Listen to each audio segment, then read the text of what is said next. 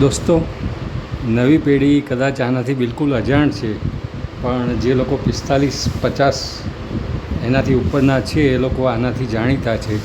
આને આપણે આંક કહીએ છીએ, જે ગણિતમાં ખૂબ જ ઉપયોગી છે. કોઈ પણ સરવાળા બાદબાકી તમે આની મદદથી સીધા મોઢે તમે એનો જવાબ આપી શકો છો.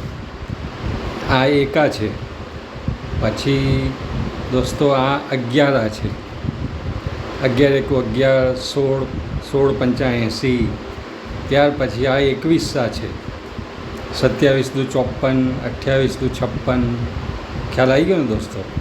આ 21 છે અને આ છે છેલ્લે 31, એટલે કે 40 સુધી છે.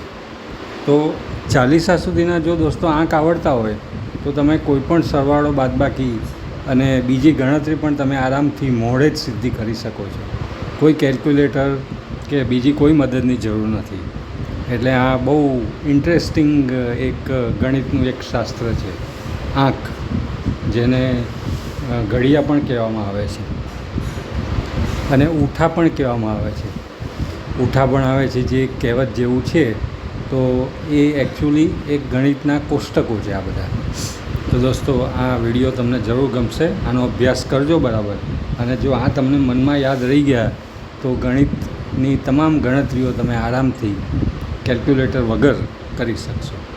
વિડીયો જોવા બદલ ધન્યવાદ.